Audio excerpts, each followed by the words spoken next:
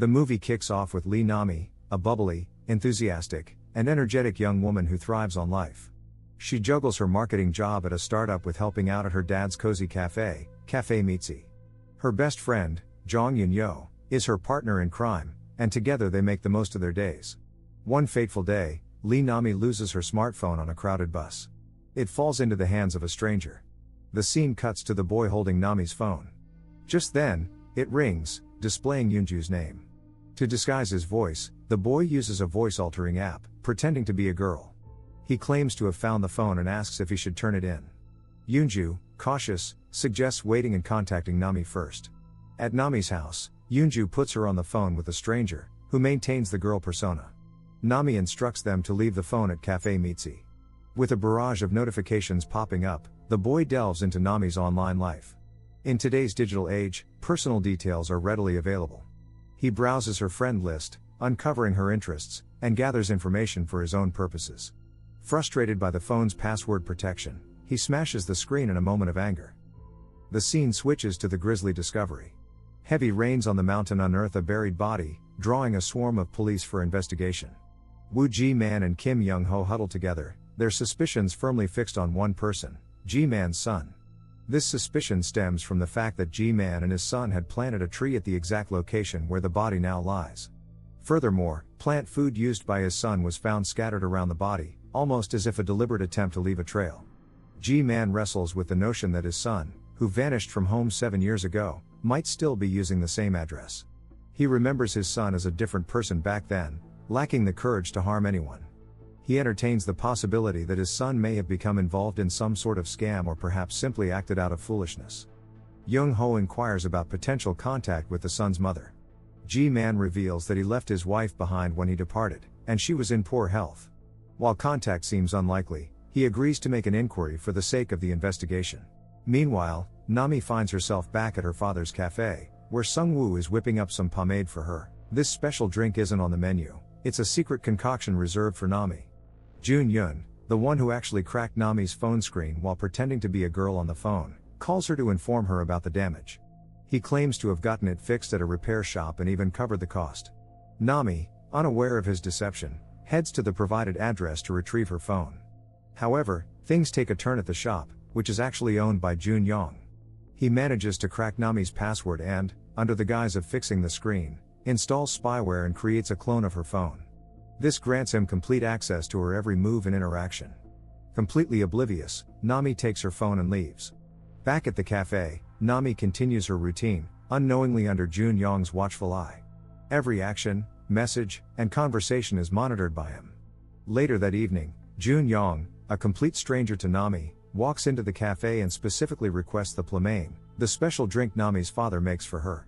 Despite not knowing him, Nami prepares the drink and they engage in a brief conversation, all while Sung-woo observes them curiously. Back home in her apartment, which she lives in alone, Nami remains blissfully unaware that Jun-young spends the entire night delving into her phone. Meanwhile, Ji-man makes a shocking discovery on his wife's phone: she's still in contact with their son. Recent messages even reveal care packages or food deliveries. One address, likely Jun-young's due to his history of moving frequently, stands out. The next morning, we follow Nami through her routine, oblivious to Jun-young's constant surveillance. Throughout the night, he's meticulously extracted every detail about her life.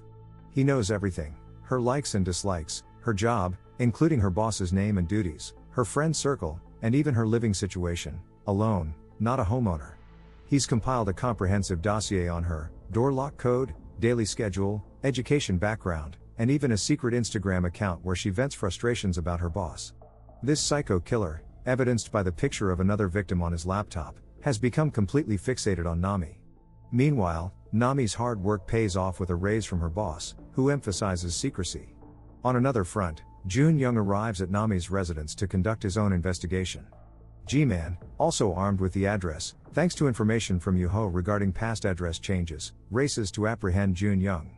Ji-man arrives at Jun-young's residence to investigate, where he discovers identical notes detailing 8 girls. Nami, at number 9, is on the verge of becoming another victim. Ji-man horrifyingly learns that the body found on the mountain belongs to the girl in the notes, confirmed by pictures revealing her as Jun-young's most recent victim.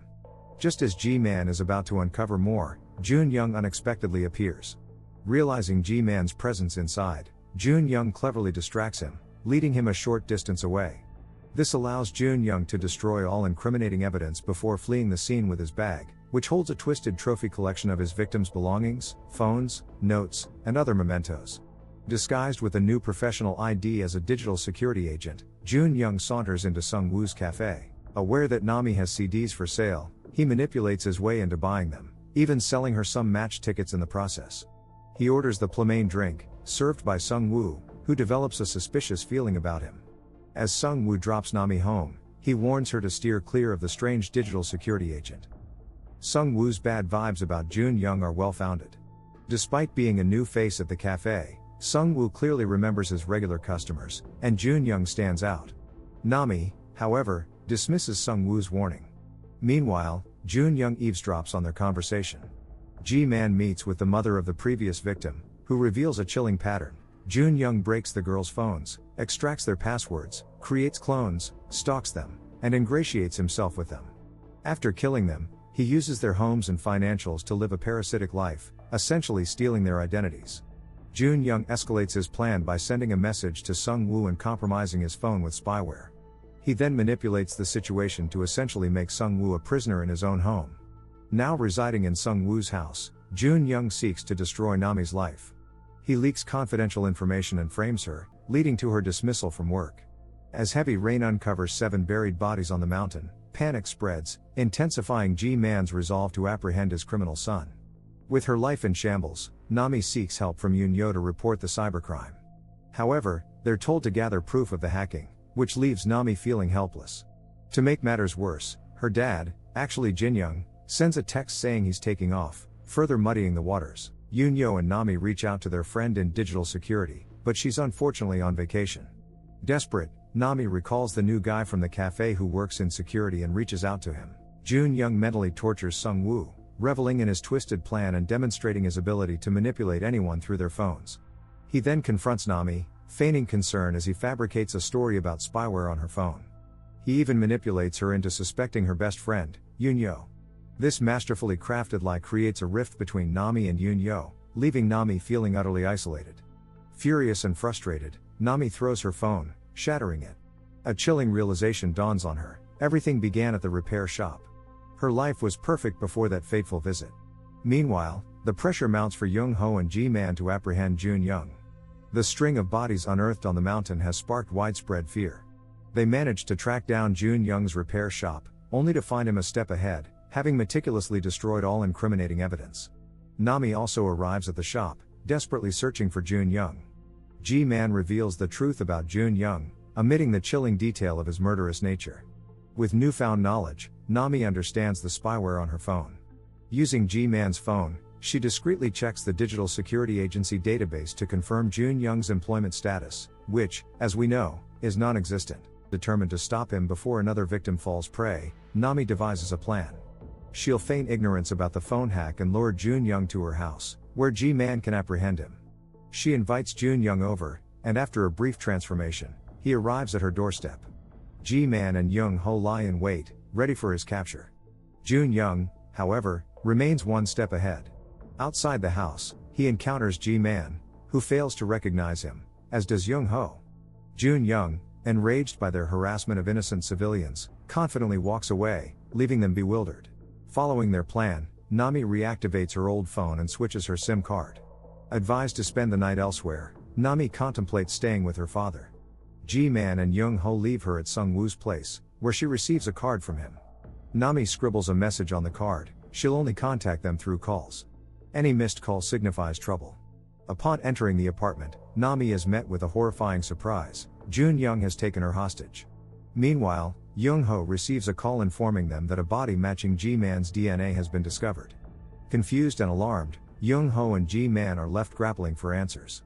Back in the apartment, Joon-young forces Nami to send a reassuring message to G-man, promising to talk the following day. Then, he takes her to a shocking revelation: his captive father, bound and submerged in a bathtub. Joon-young, threatening to drown his father, ties Nami up and places her in the bathtub as well, using her as leverage to ensure his father's demise. He plans to eliminate both of them, documenting the act with a final photograph, A chilling ritual he repeats with each victim. However, Nami demonstrates remarkable resourcefulness. Sneaking into the hallway, she retrieves the visitor's card, the one she cleverly wrote on, no texts, only calls. This ingenious move reveals her suspicion that Jun Young might have compromised her other phone too. Peering out the window, G-Man is startled by Young Ho's intrusion. In a desperate struggle, G-Man overpowers and eliminates Young Ho.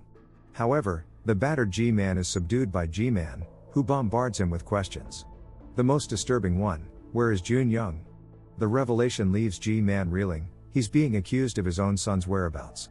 Tears stream down his face as he confesses his true identity: he is Jun Young.